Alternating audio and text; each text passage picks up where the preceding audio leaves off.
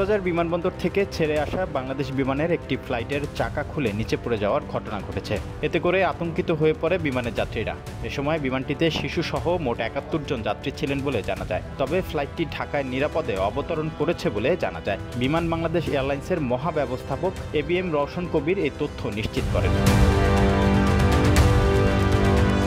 মহাব্যবস্থাপক জানান, কক্সবাজার বিমানবন্দরের রানওয়ে থেকে বিমানের BG436 ফ্লাইটটি আকাশে ওড়ার পরই পেছনের একটি চাকা খুলে নিচে পড়ে যায়। তবে ফ্লাইটটি ঢাকায় নিরাপদে অবতরণ করেছে। একটি চাকা ছাড়াই রানওয়ে অবতরণের সব প্রস্তুতি নেওয়া হয়েছিল। যাত্রী ও উড়োজাহাজ নিরাপদে আছেন। যাত্রীরা বিমানবন্দর থেকে বের হয়েছেন। এর আগে বিমানের ফ্লাইট সেফটি বিভাগ জানায়, পেছনের একটি চাকা ছাড়াই উড়োজাহাজ ল্যান্ড করা সম্ভব। এক্ষেত্রে পাইলটের দক্ষতা গুরুত্বপূর্ণ।